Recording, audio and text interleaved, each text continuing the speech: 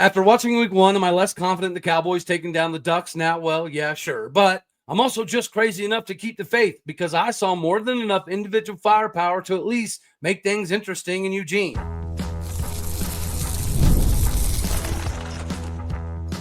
You are Locked On Oklahoma State, your daily podcast on the Oklahoma State Cowboys, part of the Locked On Podcast Network, your team every day. Howdy, y'all, and hello all. Welcome back to Locked On Oklahoma State, your top stop for all things Cowboy and Cowgirl related. My name is Cody Stovall. I want to thank you kindly for stopping by to make this your first listen. We're available on all of your podcasting platforms, visually as well on YouTube. Find me personally on X at Aldeo State. Today, we're partially brought to you by Game Time Tickets. Download the Game Time app, create an account, and use the code LOCKEDONCollege, all one word, for $20 off your first purchase. Give it the best in the ticketing industry today. Meanwhile, we get to slide into this conversation, which is going to have a more of a positive tilt to it. We are going to cover a little bit of the good, the bad, the ugly, because it was not all bad whatsoever. The last episode, I went back and listened to some of it, and I feel like I sounded a little overly critical, like me being Mr. NAIA football dude was going to know more than D1 guys. That's not the case whatsoever. But I do think that the lay of football, the landscape, I think all of that is somewhat easy to see and diagnose, but it's all about presentation. So we're going to change it up again today. Today we have to talk about the fact that if you go back and watch some of this game, it wasn't all bad. I was poo-pooing on the offensive line, as was most of Cowboy country. But if you go back and watch, the O-line was not actually as bad as it looked like in real time. Whenever your running backs are getting 51 yards, 36 yards, 21 yards, you assume that the offensive line is not doing enough. And it looked like that live to some degree. But if you go back and watch the offensive line, they didn't play great, right? Like Mike Gundy mentioned, they're going to have to be more physical in Oregon to give us a chance. But they did create some lanes. They did create some holes. And unfortunately, more often than not, when they did create lanes or holes, our running backs or our quarterbacks just didn't use them. And some of that is going to be on Zane for not pulling the ball down. But that obviously is probable that they told him, hey, don't take unnecessary risk. We're already down one quarterback. So even if it's wide open, maybe don't take it. Perhaps that was definitely part of the conversation being had with Zane on the sidelines. If that's the case, we got to be pretty excited. Caleb Hicks, we talked about him seemingly have a propensity to bounce it outside. After watching, it's even more of that, unfortunately. Caleb Hicks did have some holes that he just completely bypassed, and he tried to bounce it outside all the time. So some of those negative losses from Caleb Hicks weren't on him. Same with Freddie Brock. There was opportunities for Freddie Brock to put his foot in the ground and maybe, grab a couple yards, 4 or 5. But instead, he went backwards sometimes, and he tried to get outside. That's not going to work against Oregon. If you're trying to get outside and have a track meet with the Oregon Ducks without the utilization capabilities of Haas Haney, that's not a recipe for success. So, Sesi Valahe, on the other hand, maybe he doesn't have the electric stuff that Caleb Hicks has. Maybe he doesn't have the home run speed that Freddie Brock has. But he was reading the holes, and he was hitting them with authority, and he was seeking out physical contact. We all assumed that was going to be the Trent Howland role this season. Hopefully, Trent Howland is back this game week, as well as Rodney Fields, because clearly it wasn't all on the O-line. Again, the O-line didn't play great, but they created more holes than it looked like live during the game.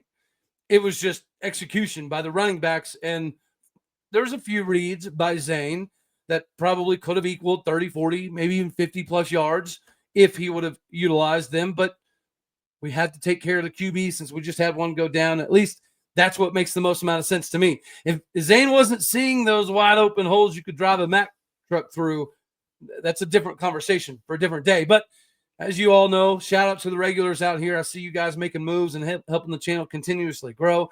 You guys will remember this. We typically always do a good, bad, and ugly. When you're talking about the good, I think it starts with one spot. I tell you what, when I watched South Carolina take down Virginia Tech, I thought, man, that would be a problem with Wendell Gregory. Whenever I watched back some of the Oklahoma State stuff and saw him tie a freshman record for all Big 12, I was like, man, it's really nice to have Wendell Gregory. And then whenever I watched Oregon take a pretty good Montana State team into the deep waters and drown them fairly quickly, it dawned on me again, well, yeah, at least we have Wendell Gregory. Wendell Gregory made his name noticed. And you know what?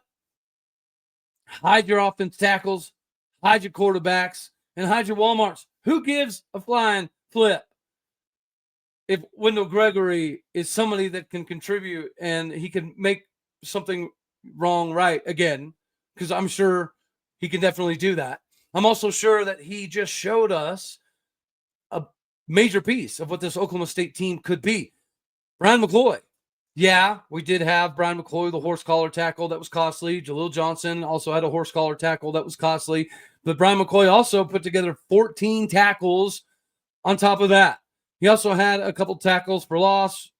Brandon Rawls chipped in 11 more tackles, and he got in there for another tackle for loss. We had 9 tackles for loss as a team. Deshaun Brown, yeah, he's down, but he was in the backfield quite often. Jaleel Johnson was in the backfield quite often. Sidvini Havili-Kavusi probably just barely scratched the surface of what we're going to be able to see out of him. Not to mention, it was very vanilla, right? We probably ran, 17-ish plays on both sides of the ball. There was opportunities to be had from Zane. And as much as we may be like, well, he's just not ready, he's not on the same level as Haas, maybe. But also, there could be some truth to the fact that he was told to keep it very, very limited. Don't do a lot. Don't show a lot. Definitely don't do enough to get yourself hurt. And I think everything's going to be kicked up to a whole nother notch. And even Wendell Gregory, when he was interviewed about tying the all-time freshman Big 12 sacks record for opening day, like he said that it wasn't good enough. Wendell Gregory said 3 sacks it's okay, but it wasn't good enough. He needs to do more. He wants to do more. And then you have Bryan McCoy looking like the 5th round draft grade linebacker that was advertised. Brandon Rawls looks probably better than even advertised because we didn't really get to see Trip White out there. Wide receivers, right? They definitely did some good. So the good was the fact that the offensive line did more than it appeared live. The good was the fact that the Cowboys got a W. The good was the fact that there towards the tail end of the fourth quarter, the offensive line and Zane Flores looked like they were starting to get in a little bit more of a rhythm and had an understanding of what the defense was trying to do. The good is the fact that we're the winningest team in the country when it comes to opening day FCS opponents. There's a decent amount of good in this. The defensive line, the rotation, I think looked pretty good. We got in the backfield a ton. We just didn't always get it in the statistical books, right? So we were causing a lot of hurries, a lot of pressures, but we could have had a couple more sacks. We should have had a few more tackles for loss, but that's all good. The bad may just be the fact that we should have hammered that team, right? That's part of the bad. Another part of the bad is whenever you have somebody making an emergence like Haas Haney, most of us were there. If you were in the social media world, the Twitter world, it was going absolutely bananas when Haas Haney was doing his thing. People were chugging the orange Kool-Aid, the hopium, till they were blue in the face, right? People were talking crazy. Like, oh my gosh, maybe we are back. Maybe we do have a guy. Maybe this is the quarterback that can lead us to a potential upset over Oregon. And then the second and third quarter, they didn't look so hot. So that could be part of the good, bad, and ugly. It might even need to be part of the ugly. But before we get to that, we still got a couple more things that were bad. I would say the running back room. In order for the zone blocking scheme to work, you have to have the vision to see the hole. More often than not, there's going to be a hole eventually develop if you can string it along far enough. But our running backs, other than Sessi, they were not trying to cut back and find that hole all that often. They were just kept going out and out and out and out and trying to find holes way out there by the numbers, which will not work against Oregon. So that's bad. And I have to throw some shade at our fan base if we're gonna rag on schools like Baylor and Houston for never putting butts in the seats. I know it was UT Martin, but there's a few shots of the stands in like the third quarter that was pretty abysmal. That's pretty bad. You might even be able to call that ugly. So we can call that ugly. We'll just roll into that. Good, bad, the ugly. The ugly part of it was our quarterback looked like a star. And then he breaks a bone in his left foot. The ugly was how many people left evidently at halftime of that game against UT Martin. I think another part of the ugly was just the injuries, right? You guys know I'm not typically a big, if we hadn't had guys injured, dude, because you have to be able to rely on depth because everybody has injuries, right? So every coach in the country could blame every single loss on some level of injuries if they really wanted to. So I hate doing it. But, coming into it, we knew that Louis Canepa wasn't 100% to go offensive line. Jalen Beckley's out. Miguel Chavez is out. Tyler Brumfield's out, hopefully not for all that long. In the game, our starting center, Kason Carpenter, went out. We found out yesterday it may not be long-term, but he probably won't be back for this weekend, which puts a bigger onus on Austin Kweke now.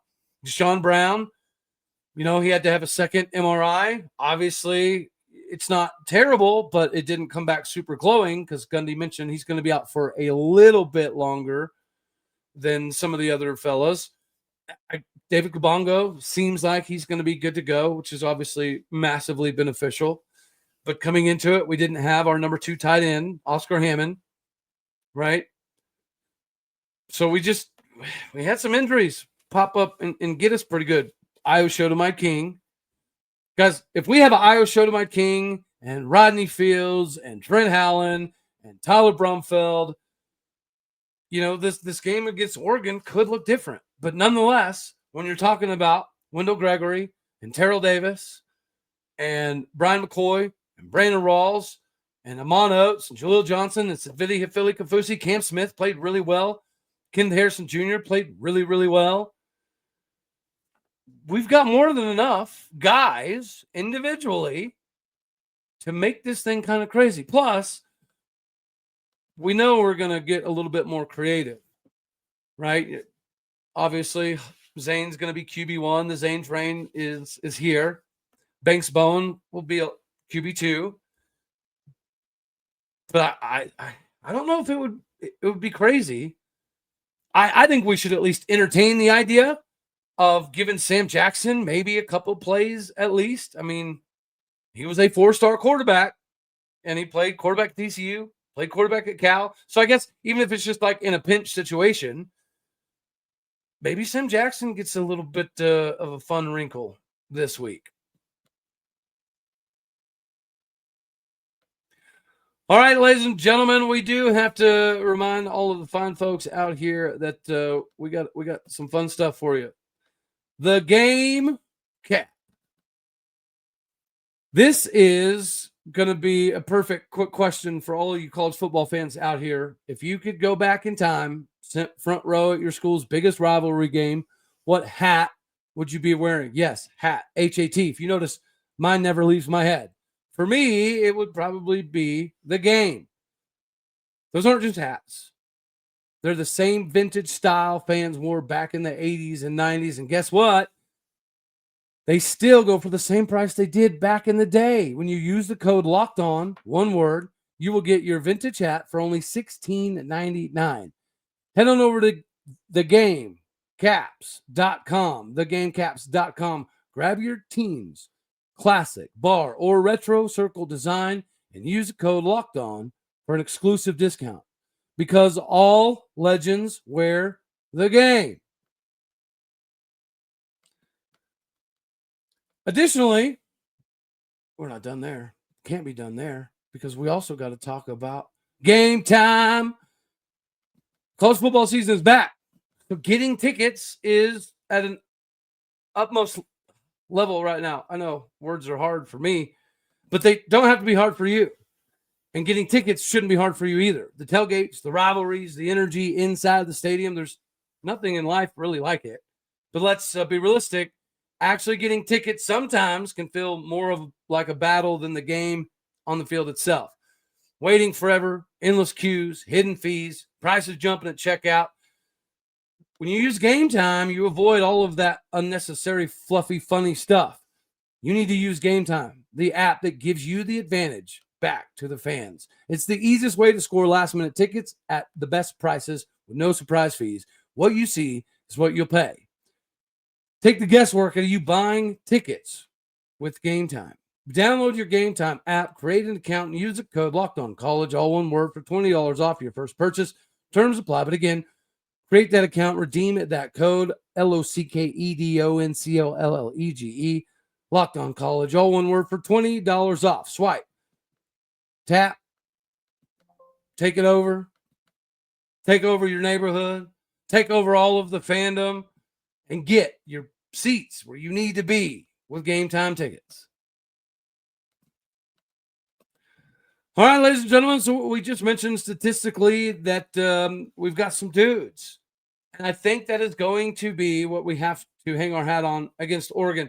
If you went back and watched the Oregon game, they were impressive, right? I'm not going to sit here and pretend otherwise. I'm not going to blow smoke up anybody's wazoo. The way that Oklahoma State played compared to the way that Oregon played, yeah, it would be a difficult proposition. But it's not completely out of the realm of possibility that the Cowboys could make things interesting. We just mentioned Wendell Gregory. We just mentioned Brandon Rawls and Bryan McCoy. And if we get Trent Hallen, I owe show to my king back in time. But statistically speaking, Oregon, they rolled offensively. So they have a top 20 offense already before we even head on up to Eugene, Oregon. But defensively, we were doing some things. When it comes to passing yards allowed, Oklahoma is number 24 in the country. Oregon is number 76 in the country. When it comes to efficiency on defensive passing, we're 5 spots above the Oregon Ducks. When it comes to scoring defense, we're number 20 in America. Oregon's number 53. Turnover margin, we're number 29 in America. Oregon is number 55. 4th down percentage, we're both tied for first in the country. So that's a little bit of a wash here. 4th down conversion percentage on defense, we're tied for number 1 in the country, while they are 61st in America. Red zone offense, we're both tied for first in the country. Red zone defense, we're tied for first in the country. They're tied for 70th in America. First down defense, we're number 28 in the country. They're number 53 in the country. Time of possession, we're number 59 in America. They're number 73. Yeah, they do score really fast, which complicates that statistic a little bit. But after 1 week, I do think that there's validity to some of those statistics. Is the Oklahoma State's game versus UT Martin the end-all, be-all? No, it's not. But there are several teams that have played multiple games already. So the fact that Oklahoma State does stack up that high in a lot of these defensive categories, even against teams that have played 2 games already in the season, it is encouraging. Does that mean that we're going to roll up to Eugene, Oregon and open a can of whoop-A? Probably not. But if you guys saw the line jumped again, and I'll be honest with you, right? Y'all know my favorite number is 17, thanks to R.W. McQuarters. I bet $17 on the Cowboys beating Oregon. Why? Because it's $17, and the odds are so crazy that my $17, if we magically, miraculously pull this thing out, I win like $330 off of $17. So, like I said, I'm just crazy enough, maybe just delusional enough to keep putting money down on the Cowboys, because I do think that both sides of the ball were very, very vanilla. We didn't show much. I would imagine our blitz packages and everything was very, very non-existent. And for the most part, that was going to be purposeful. There's going to be times that we go very, very man heavy, but there's also going to be times that we're able to incorporate the zone. The 4-man front, we didn't really see, a whole heck of a lot of it. And when we did see it, and there wasn't a lot of fancy stuff. There wasn't a bunch of twists or stunts or, 9 techniques or 5 techniques getting a little crazy. None of that. It was pretty straight up, pretty normal. But the defense is going to have to continue to put up those numbers. We're going to have to create some turnovers. Like, if we just go 11-11, head up against Oregon, it could be a long day. But just like against UT Martin, their only touchdown was on this weird kind of receiver flea flicker thingy, and it worked. It was a phenomenal catch in the end zone. It got us. That was their 7 points. The rest of the day, they didn't really get to do much. They had 4 drives where they had, a little bit of sustainability to them. Outside of those 4 drives, and one of those being that Hail Mary flea flicker thingy-mahobby out to the receivers, it was a pretty interesting design play. You got to give credit there. But outside of that, the Cowboys largely controlled this ball game. So did Oregon have a breeze way of a day? Yes, they did. Does that mean some of these statistics are somewhat misleading, like the time of possession? Yeah, it is. But I also think that Todd Grantham and this staff are going to have these guys prepared to turn this thing into a dogfight. With Hoss Haney, the idea of a track meet was kind of cool. Without Hoss Haney, the idea of a track meet is not so cool. So we're going to have to get more physical. We're going to have to get dirty, ugly, nasty, mean in the trenches. Not necessarily saying that we need to slow the game down to a snail's pace, but we do need to muddy the waters a little bit here, because going straight up and using our speed against their speed, yeah, that could be slightly problematic. But if this defense makes chaos in the backfield and they cause turnovers, we've got more than enough firepower to make this thing interesting. Speaking of making things interesting, ladies and gentlemen, I need you to also make things interesting with Rougiette. Make sure that you get Rougiette ready. A lot of us out here we've heard of, or maybe some dudes out here have even experimented or tried Cialis, Viagra, those things. But if you're looking for something beyond the usual pill, it's time to meet Rougiette Ready. Rougiette Ready is the next generation prescription treatment designed to amplify arousal in the brain and boost blood flow. The other fellas just boost blood flow. They don't have the brain component. Unlike the usual pill that can take hours to kick in, Rougiette's 3-in-1 formula dissolves under your tongue and kicks in fast, on average in about 15 minutes. The effects also can last up to 36 hours, so you can stay confident and in control when the moment is right for you.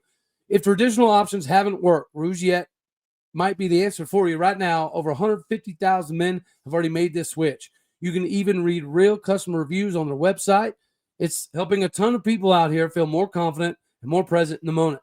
Make sure that you head on over to Rougiette.com/LockedOnCollege and use that code LockedOnCollege, all one word, to get 15% off today. That is Rougiette.com/LockedOnCollege. Use the promo code LockedOnCollege for 15% off. Individual results may vary with prescription treatment. Compounded drugs are permitted to be prescribed under federal law, but are not FDA approved and do not undergo FDA safety, effectiveness, and manufacturing reviews. Please visit the Rougiette website for full information. Go be the beast that you've always wanted to be in between the sheets with the help of Rougiette Ready. And real quick, before we get on to this next segment, we have an important request for all you out here. Locked On wants to hear from you. We've put together a survey to learn more about our listeners and make our favorite podcast even better just for you. This is your chance to tell us what you do like, what you don't like, and answer some of the questions about our advertising. So head on over to LockedOnPodcast.com/survey to get started. Everyone who completes this survey will be entered in a chance to win one of 10 $100 Amazon gift cards. Again, that is LockedOnPodcasts.com/survey. You can also find the link in the show notes. Thank you very much for helping us out. We love to hear from you, and go get this opportunity to get your $100 Amazon gift card today.